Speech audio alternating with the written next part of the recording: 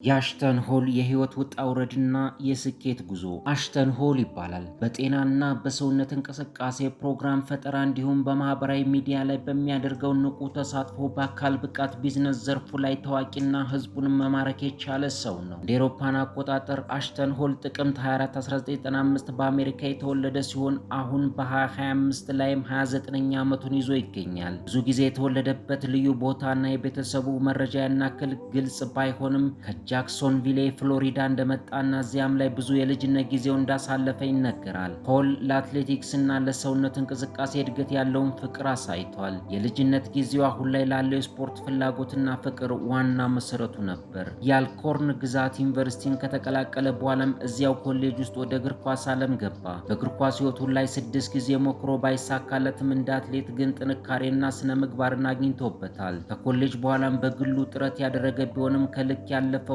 105 ኪሎ ግራም የሚመዝነው የሰውነት ክብደቱ ተስፋ እንዲቆርጥ አድርጎት ነበር። ይህም ፈታኝ ጊዜ ነበር ወደ አካል ብቃት ስራው እንዲዞርና ድንቅ ሰው እንዲሆን ያደረገው። በቅርብ ጓደኞቹ ምክር ለስፖርት በመነሳሳት ተጨማሪውን ክብደት ቀነሰ። ከዚያም በጡንቻ የፈረጠመ ሰውነት በመገንባት የራሱን ብራንድ በማሳወቅ ወደፊት ማስቀጠል ቻለ። ከችግር እስከ ስኬት ያለፈበትን መንገድ ለአድናቂዎቹ ሲናገር በአካል ብቃቱ ኢንዱስትሪ ውስጥ እጅግ የተነሳሳ መንፈስ ያለውና ጠቃሚም እንዲሆን አግዞታል። ከእግር ኳስ ወደ አካል ብቃት አሰልጣኝነት ጉዞ የአሽተን ሆል የስራ ህይወት ምን ያክል ጠንካራ እንደሆነና ለነገሮች ግትር አለመሆኑን ይናገራል። የኮሌጅ እግር ኳሱን ካቆመ በኋላ ሌላ መንገድ በአጭር ጊዜ ውስጥ በማጥናት ከፍተኛ የቦክስ የግጥሚያ ውድድር ላይ ሞክሮ ነበር።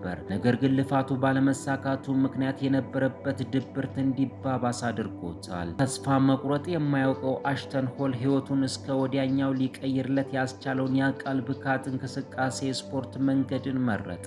የአካል ብቃት የመጀመሪያ እርምጃዎቹ በፈረንጆቹ 2019 ብዙም በማይታወቅ ካምፓኒ ላይ የመጀመሪያውን የአካል ብቃት ፕሮፌሽን ጉዞ ጀመረ። ከዚያም በ2020 ላይ በታዋቂው ጂኤንሲ ካምፓኒ ውስጥ ተቀጠረ። ጂኤንሲ ላይ ተቀጥሮ የአካል ብቃት ፍላጎቱን ከፍ ካደረገ በኋላ በመጨረሻም ወደ ጂም አሰልጣኝነት ስራ ገባ። በዚህም አላበቃም።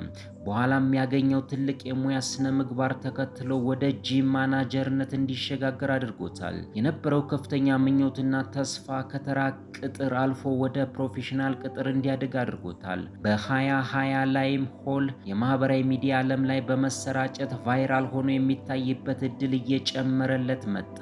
በመጀመሪያ ኤኤስኤች ፊትነስ ብሎ በመሰየም መሳሪያዎችን በማምረትና ዝነኝነቱን በመጠቀም የራሱን ብራንድ ለህዝብ አስተዋወቀ።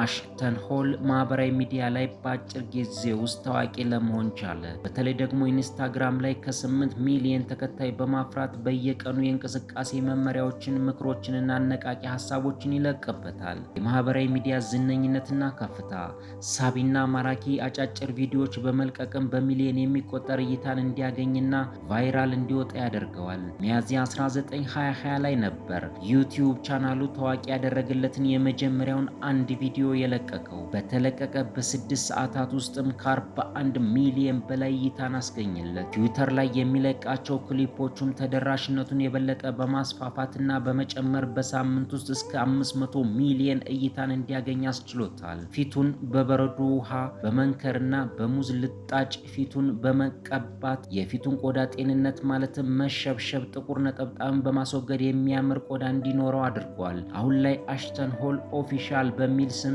ኦንላይን ዌብሳይት በመክፈት ብዙ ደንበኞቹን በማሰልጠን ያግዛል። የፊትነስ እውቀቱንና የህይወት ስታይሉን ቭሎግ በመስራት ብዙ ሚሊዮን ሰዎችን ንቁና ጤናማ ኑሮን እንዲኖሩ ከፊት ሆኖ መርቷል። ይህንን ዝና በመጠቀም ከፊትነሱ ዓለም ባለፈ የፋሽኑ ኢንዱስትሪ ውስጥ በመቀላቀል ኒውዮርክ ውስጥ ባለ የፋሽን ቴክኖሎጂ ድርጅት ዲዛይነር እና ዳይሬክተር መሆንም ችሏል። በ2025 ላይ ያለ የተጣራ ሀብቱን ስንመለከት የአሽተን ሆል ሀብታምነት ከተጽዕኖ ፈጣሪነቱና ዝነኝነቱ ጋር ሲታይ ተገቢ ነው። እንደየመረጃ ምንጩ ቢለያይም በ2025 ላይ ከ1 ሚሊዮን እስከ 5 ሚሊዮን ዶላር አለው ተብሎ ይገመታል። የገቢ ምንጩም ብዙውን ገንዘብ የሚያገኝበት መንገድ ኦንላይን ከሚያሰለጥናቸው አባላትና እንዲሁም በግል ከሚሰጠው አሰልጣኝነት ስራ ነው። የማህበራዊ ሚዲያ ተጽዕኖ ፈጣሪነት አሽተን ሆል ብዙ ገንዘብ የሚያገኘው ከድርጅቶች በስፖንሰርነት ከ8 ሚሊዮን በላይ ተከታይ ባለው ኢንስታግራሙ ከማስታወቂያና ዋናው ደግሞ 2 1.8 ሚሊዮን ተከታይ ካለው ዩቲዩብ ስራው ነው። በወር ውስጥ ከኢንስታግራም ከ5000 እስከ $7000 የሚገመት ገንዘብ ሲያገኝ ከዩቲዩብ ደግሞ ከ65000 በላይ ያገኛል። የግልና የቤተሰቡን ህይወት በተመለከተ ፖል መገለጫው ጸጥታ ስለሆነ ይህም በሙያው የስኬት ማማ ላይ እንዲወጣ አድርጎታል። ስለ ቤተሰቡ ያን ያክል የታወቀ መረጃ የለም። ነገር ግን ከቤተሰቡ ጋር ያለው ግንኙነት ድብቅነት ግልጽ ቢሆንም ለእናቱ ማርቼዲስ ቤንዝ መኪና እየሰጣት ኢንስታግራም ላይ በድፍረት ፖስት አድርጎ ነበር። በፍቅር ህይወቱ ደግሞ እስካሁን ድረስ ያላገባ ሲሆን የሴት ጓደኛም ሆነ እጮኛ እንዳለው በይፋ የታወቀ ነገር የለም። ያለፈ ያልተገለጠ የፍቅር ግንኙነት ቢኖረውም እንኳን ሚስጥሩን ለራሱ ይዞ ትኩረቱን ስራ ላይ በማድረግ ራሱን በደንብ አንጿል። ሁሌም በየቀኑ ጠዋት ላይ በመነሳት እንቅስቃሴ ያደርጋል። ለንግድ ስራው ያለው ቁርጠኝነትም እጅግ በጣም ጥብቅ ነው። ፖል ብራንዱን በዓለም ለማስተዋወቅ ካለው ፍላጎት የተነሳ ከፍሎሪዳ ወደ ካሊፎርኒያ ወደሚገኘው ሆሊውድ ተጉዟል። የአሽተን ሆል ታሪክ ጥንካሬን፣ ፈጠራንና ድክመትን በመቀነስ ፍጹምነትን የተላበሰ ነው። ከአትሌቲክስ ትግል ጀምሮ ብዙ ሚሊዮን ዶላር እስካገኘበት ፊትነስ ዘርፍ ድረስ በመጓዝ በአካል ብቃቱ ዘርፍ የራሱን ሌጋሲ ፈጥሯል። ለውጥ ለሚፈልጉ በሚሊዮን ለሚቆጠሩ ሰዎች የማያወላውለው ጽናቱን፣ ራሱን መውደዱና የአእምሮ ጤናማነቱ እንደ ባህር ላይ መብራት መሪ ሆኖላቸዋል። አሽተን ሆል ወደ ኋላ የማፈግፈግ ባህሪ የለውም። ኢንተርኔትንም በደንብ ተጠቅሞ ጠዋት ላይ በሚሰራው ከባድ እንቅስቃሴ ወይም ደግሞ በሙዝ ልጣጭ በሚያደርገው የቆዳ እንክብካቤ ሰዎችን ማነቃቃት ይጀምራል። ፖል ዓለም ላይ ትልቅ ተጽዕኖ ያደረገ ትክክለኛ ኃይል ነው። ማንኛውም ሰው በጥረቱና ጥልቅ የፍቅር ስሜቱን በመጠቀም ከአስቸጋሪ ሁኔታ ወደ ስኬታማና ጥሩ ድል መቀየር እንደሚችል አስመስክሯል።